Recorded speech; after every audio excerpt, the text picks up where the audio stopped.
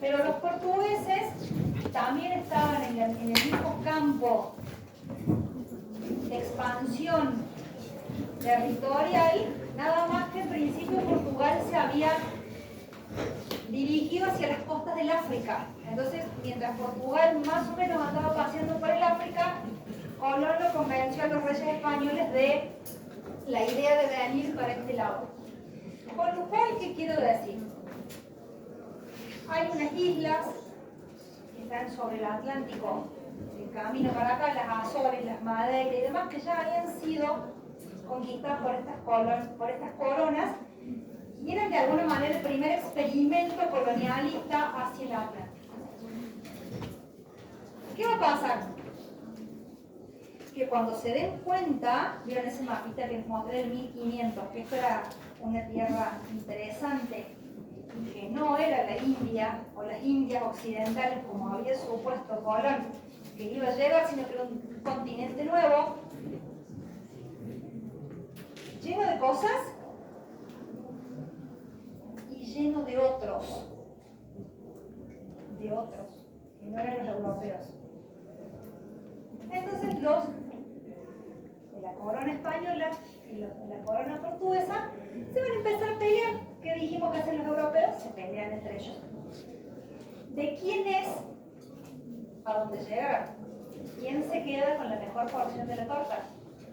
¿Quién se quedó con discusiones casi sin saber qué había? Entonces, acá están Fernando y Isabel, los reyes católicos, y acá está Juan II de Portugal, ahí con cara de pocos amigos, peleándose. Entonces, van a recurrir al arbitraje papal para que dé solución al conflicto. El papa que va a intervenir, qué poco favor le hace esta pintura a Alejandro VI, Papa Borgia, Papa español, que va a decir, bueno, hasta acá llegamos con la pelea, vamos a trazar una línea a 300 millas náuticas de las islas de Cabo Verde que están al sur del África. Entonces, desde estas islas que están por acá en el África, a 360 millas náuticas vamos a trazar esta línea. Lo que quede hacia el este es de Portugal. Lo que quede hacia el oeste es de España. Dije que el Papa era español. Sí. Salieron ganando, ¿no? O salieron perdiendo los portugueses.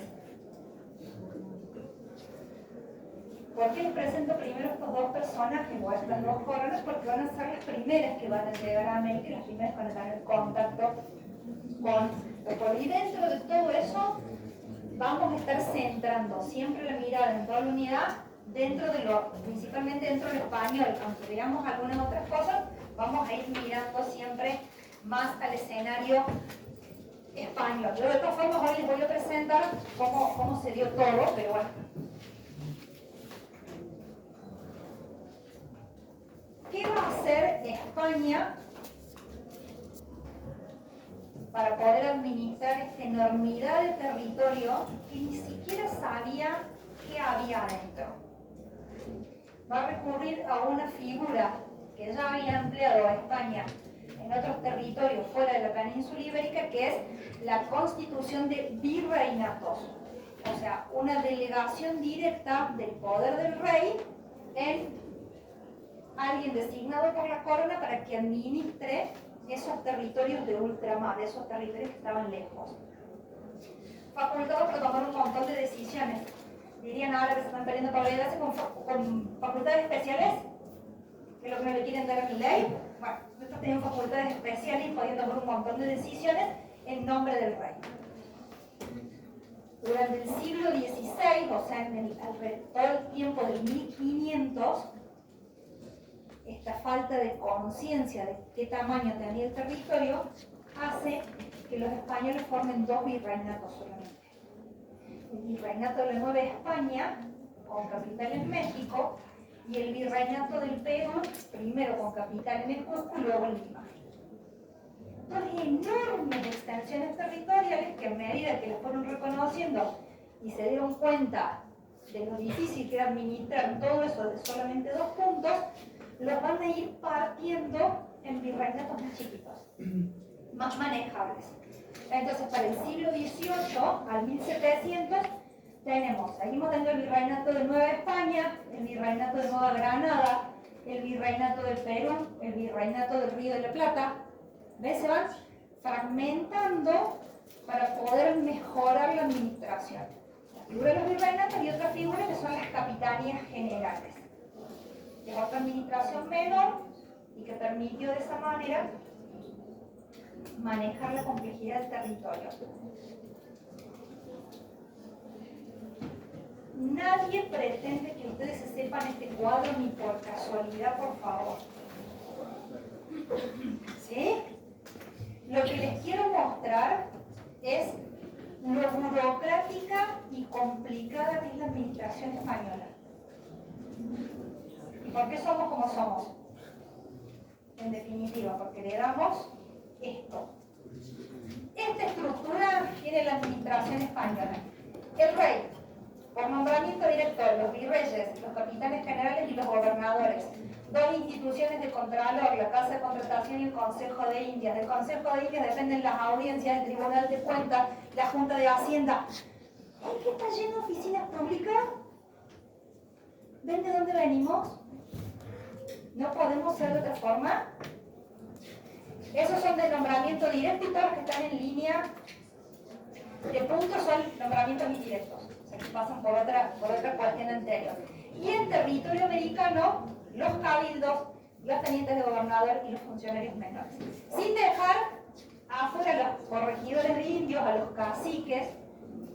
No dejaron afuera nada. Pero es tan compleja esta red. Sí. Profe, ¿y los adelantados cuáles son? El adelantado es el que va a fundar, que tiene la potestad de adelantado para entrar en un territorio y fundar ciudad. ¿Quién le da esa potestad? El virrey, generalmente.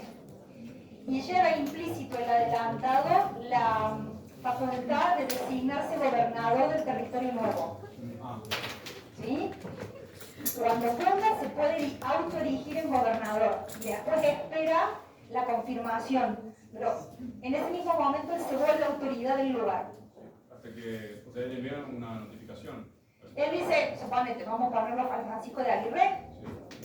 A Francisco de Aguirre le dio permiso para venir acá, el virrey Toledo de Perú.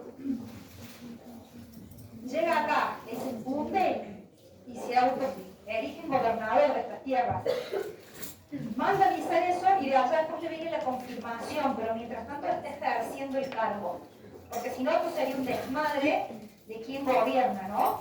Entonces el adelantado funda y se convierte en autoridad. El permiso del requerimiento de adelantado, como decís vos. La palabra lo dice, ¿no? Me adelanto a lo que no conoce nadie. Voy a ese lugar al que todavía no fue nadie, a ver qué hay y si es posible reclamar esos territorios para el rey de España. Esa es la lógica, por lo menos, lo que dice el manual. Después no tenía permiso, el otro no, cuando llegó había otro, lo decapitó, lo justició. El fundador de Córdoba porque dijeron que el permiso lo tenía otro. Y así, la vida misma. ¿Sí? Nadie quiere que se aprendan esta memoria simplemente para que entiendan esa complejidad. Ya vieron en el pedacito de la película que entre la cantidad de gente que venía siempre un sacerdote. Y les dije que para mí eran los únicos que venían con un fin no tan vil. No venían a buscar dinero, sino que venían a salvar, ellos creían que así venían a salvar las almas de quienes no conocían a Dios. Entonces, siempre vamos a ver la presencia en los grupos de algún sacerdote, en los grupos de los adelantados, como decías vos recién y demás, en los grupos de los fundadores siempre va el teléfono, ¿no? Ya lo cargamos. Siempre la presencia de algún sacerdote y principalmente de las órdenes religiosas que ya estaban en Europa afincadas y con cierta importancia. Francia. Y van a llegar casi en ese orden, franciscanos, agustinos, dominicos, mercedarios, y los últimos que llegan, en el fondo, son los jesuitas, son los que más tarde llegan a América. Acá hay algunas figuritas de algunos personajes. Este señor me interesa, porque a ese señor le debemos que el genocidio no haya sido tan grave, tan bravo. Este señor Bartolomé de las Casas, él era militar, él vino a la conquista y después se convirtió en sacerdote. Vino como militar y se hizo sacerdote. Y fue a España de vuelta a decirle que los de acá, los nativos, sí tenían alma. Que no se podían esclavizar porque sí tenían alma. Así que había que salvarlas a las almas y no esclavizarlas. Entonces a Bartolomé de las Casas le debemos buena parte de haber salvado a gran parte de la población originaria de haber sido esclavizada o de haber sido mayormente explotada. Ahora eso sí, ¿tienen alma? ¿Son súbditos del rey de España? Sí, si tienen alma y los evangelizantes son súbditos del rey de España. Pague tributo. ¿Se entendió? Si vamos, si la delfina tiene alma, me va a pagar tributo. Si no, la esclavizo y no paga nada. No sé qué te conviene. La verdad, no sé qué te conviene. Bueno, esa es la idea y la gran cruzada que va a hacer la Iglesia Católica en América, ¿no? Realmente, los dos elementos unificadores de la América colonial son la religión y la lengua. El castellano, como gran lengua unificadora de toda América, y la religión católica. Son los dos elementos unificadores de la identidad actual, por lo menos de cómo se conformó la identidad americana. Los otros que van a entrar más tarde, pero van a tener enorme presencia, son los jesuitas, porque se van a animar a entrar a donde no entraba ningún otro. Pero ya hablaremos de eso más adelante. También son la orden que más mártires tiene en América, y además por esa idea de ir a los pueblos más difíciles de llegar, a los que presentaban más resistencia, y demás van a ser los jesuitas los que van a llegar hasta esos lugares. La sociedad americana, en consecuencia, si ustedes vieron en la película que iban 40 o 50 hombres y 2 mujeres, ¿qué va a pasar? La sociedad americana se va a volver mestiza en pocas generaciones. Va a ser una sociedad de castas o clases, y esas clases van a estar definidas por la condición de nacimiento, sin movilidad social. El que nació en una clase social, ahí se queda y ahí muere. Los blancos siempre van a ser los europeos. Ni siquiera van a tener la categoría de blancos los hijos de españoles nacidos en América. Esos son criollos. Serán españoles, pero son criollos. O sea que vale más venir desde España que cualquier cosa. Los nativos y un tercer grupo que va a ser incorporado luego de que muchos de ustedes dijeron que la palabra que más les gustaba de ahí fue genocidio. Muertos los nativos, nos quedamos sin mano de obra para explotar esta América, y entonces los portugueses, principalmente desde el África, van a introducir esclavos africanos. ¿Sí? Va a ser el tercer componente de ese triángulo de alguna manera. Pero como dije que desde el vamos somos mestizos,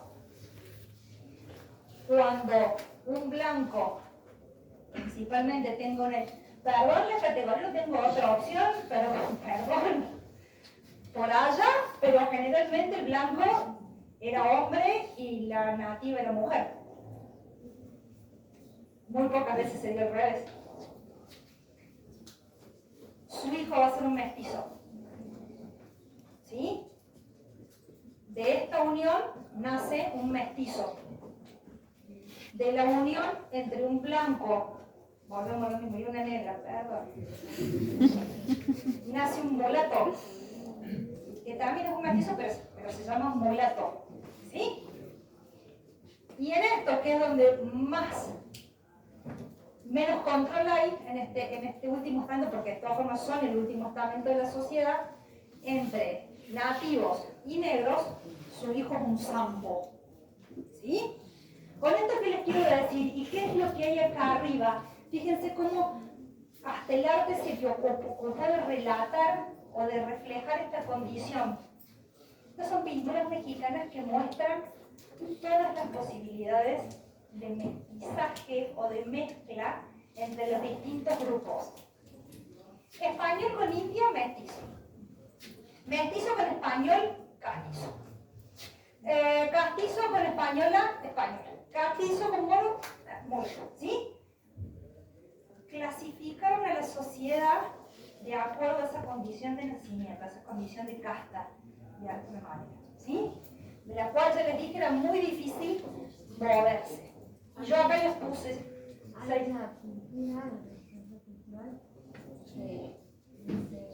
¿Qué habla de esto? Acá.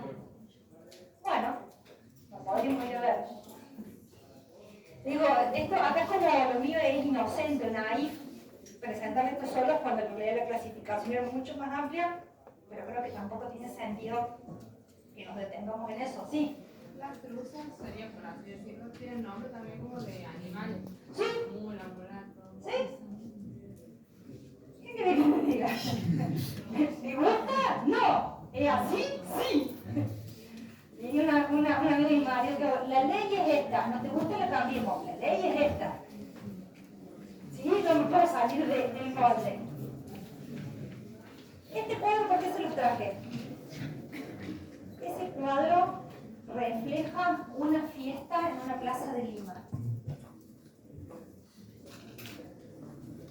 Miren lo que es la plaza. Ya hablamos del espacio abierto. Todos reunidos en la plaza colonial y acá sí, en el único lugar, todos mezclados. Sin importar la condición, a lo mejor sectorizado, pero todos mezclados. La celebración, el momento de algún jubileo o lo que fuera, que siempre se convocaba en el espacio abierto, era el único momento de interacción entre todas las clases sociales, entre todos estos grupos y estas castas. Me parece que esta pintura lo evidencia con una procesión, por acá debe ir la procesión y sigue, ¿no? Esta es la idea de eso. Los españoles vinieron por oro y plata, pero se dieron cuenta que no había toda la que querían, o para la que hubiesen querido. Entonces se dieron cuenta que la tierra era mucha y que tenían que mudar a otra economía. Una economía de base casi agropecuaria. Mucha tierra, mucha posibilidad de hacer productos primarios y sus derivados. Textiles son una de las cosas más caras. Si tengo ovejas, tengo lana, tengo textiles. ¿Entienden? Cueros, ganado y, por supuesto, trigo, harina y demás que son los necesarios para la supervivencia. Entonces, las figuras que van a encontrar para administrar eso, por supuesto, acá está, ¿no? La minería a la cabeza de todo. Como la actividad más preciada y la que más se obtiene ganancia. Los cultivos, en este caso, caña de azúcar, los derivados del procesamiento de la caña y demás, el azúcar, el tabaco y el algodón van a ser de los productos que más se van a cultivar en América, junto con el café, que es introducido desde el África, pero que se da muy bien en América. Y finalmente los textiles, como les dije, ese sería como el ideal de la economía americana. ¿Quién va a hacer todo este laburo? algo les dije, los esclavos y como los indios, o los aborígenes, los naturales, tenían que pagar tributo, ¿qué hacemos? ¿Los vamos a esclavizar? No. Los pongo a trabajar en una figura que se llama encomienda. Todos ustedes, vamos así el ensayo, todos ustedes son un grupo con su cacique y demás. Después eligen quién es el cacique, no me digan ahora. Yo los encuentro todos ustedes. Todos pobrecitos por evangelizar. ¿Sí? ¿Me van siguiendo? Entonces, ¿a quién pongo el Señor? ¿Te van cara arriba? La Delfi es un conquistador. Entonces, le digo, Delfi, te los encomiendo. Me los evangelizas y a cambio de eso, ellos te van a pagar el tributo que me tienen que dar a mí, que soy rey. Pero te los encomiendo. ¿Entienden la figura paternalista si quieren? Evangelizarlos y hacerlos trabajar. Esa es la figura de la encomienda. ¿Sí? Va a ser una de las figuras más exitosas de la economía. La encomienda y esta otra que es la mita, que no se las voy a explicar demasiado, está referida solamente al trabajo de minería en lugares que es asalariado por un año a los naturales porque son los que mejor resisten el trabajo de la minería. ¿Sí? Mientras tanto tengo los esclavos aparte, ¿no? ¿Y Yanaconaco? También es otra forma. ¿Sí? Pasa que si no los quiero llenar de nombres porque me van a odiar. Eso hacían los españoles, que llegaron dispuestos a quedarse. Por eso fundaron ciudades, por eso establecieron ese sistema de administración tan complejo. Ellos llegaron para quedarse. Los portugueses no llegaron para quedarse, o al menos no inicialmente, no tenían esa idea. Entonces, el tiempo de los portugueses, o el tiempo del virreinato del Brasil, que es el único, es un único virreinato en todo el periodo, se refiere a través de las formas de explotación económica. En un primer momento se lo conoce como el siglo de las extracciones. Principalmente creo que extraían palo Brasil, que se obtiene del palo Brasil, principalmente un tanino, que sirve para curtir los cueros, para teñir y demás, y que es un buen conservante de esos productos. A medida que pasa el tiempo y se van quedando, empiezan a plantar y a sembrar, principalmente que caña de azúcar, café y algodón. Entonces es el siglo de las plantaciones y tiene el epicentro más o menos por la zona de San Pablo, en Brasil. Y finalmente el siglo XVIII, que es el siglo donde empiezan a explotar recién ahí los portugueses la minería, entran al territorio, empiezan a explotar la minería en el área de Minas Gerais, con mineraciones generales, con la explotación de piedras preciosas principalmente y oro. Pero la mayor cantidad de ingresos vendrán de piedras preciosas. ¿Sí? ¿Quiénes otros llegaron? Franceses, y estos que están acá son holandeses. Llegaron temprano los holandeses, pero no llegaron a América del Sur, llegaron a América del Norte. ¿Sí? Llegaron a este lugar que está por acá arriba. Y principalmente también llegaron con la idea colonialista, pero con unas formas administrativas mucho más sencillas que la española, ¿no? Simplemente un gobernador designado directamente por la corona, algunos funcionarios menores. Ya Holanda es protestante, o sea que no viene con la idea de salvar a los naturales, sino que vienen con su propia idea de su fe y demás. ¿Qué es lo que van a hacer en este tiempo? Principalmente comerciar con los naturales pieles, primordialmente, ¿no? Pieles va a ser el producto que más van a comercializar los holandeses Y su colonia va a ser corta en el tiempo y muy puntual en el área de la desembocadura del río Hudson. ¿Qué isla hay ahí? La más conocida de las islas de Estados Unidos. Manhattan. Los holandeses van a fundar una ciudad que se va a llamar Nueva Ámsterdam, que hoy conocemos todos como Nueva York.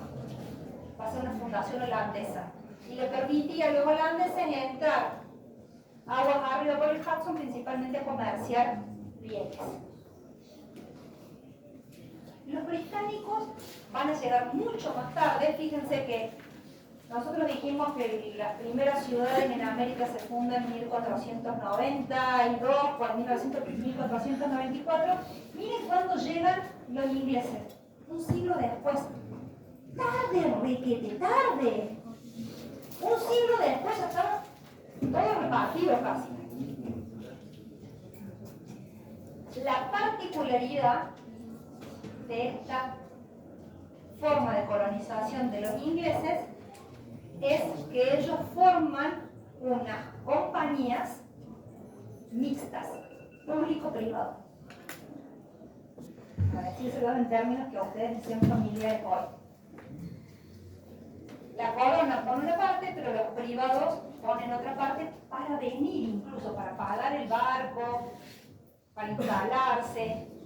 Las compañías son público-privadas. De esa forma, son compañías de Indias. De esa forma van a establecer 13 colonias.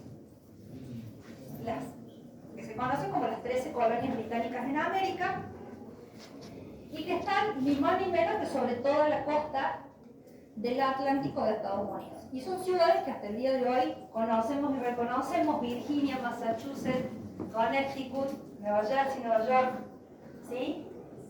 Muchos de los lugares que hoy siguen teniendo estos nombres y que empezaron siendo Carolina del Norte, estas colonias. Fíjense, tienen así como en la mente el cuadro de la administración española, como imagen mental. Miren el cuadro de la administración inglesa. ¿Dónde está la burocracia? ¿Dónde está el aparato administrativo y el aparato político? En ningún lado. El rey de Inglaterra nombra al gobernador y nombra un consejo. Y se acabó. Se acabó. Y eso le rinde en cuenta directamente al rey y se acabó. No hay toda esa cantidad de otras estructuras. Y también, si quieren, explican por qué son como son los estadounidenses y por qué somos como somos los latinos, ¿no? Los colonos británicos llegaron principalmente, piensen que las islas británicas son chiquitas y tienen pocas tierras cultivables, o sea que ellos llegaron directamente con la idea de asentarse, de expandir el imperio, pero asentándose, no con esa idea de extraer y demás, sino con la idea de asentarse y que esto formara parte, son 13 colonias, formaran parte del imperio británico. También es otra forma de entender la cosa, ¿no? No venir a llevarse todo tipo de saqueos, sino venir a instalarse y desde acá hacer parte del imperio. Y los últimos que llegan son los franceses, que se instalan, ven este color turquesa por acá atrás, como a espaldas de las 13 colonias, pero al mismo tiempo aprovechando los grandes sistemas fluviales, los grandes ríos que les permitían moverse por todo el territorio, tanto en la desembocadura de los grandes lagos hacia el norte y de los grandes lagos hacia el sur. ¿Sí? Entonces ellos se instalan en esa zona, también empiezan con comercialización y luego con factorías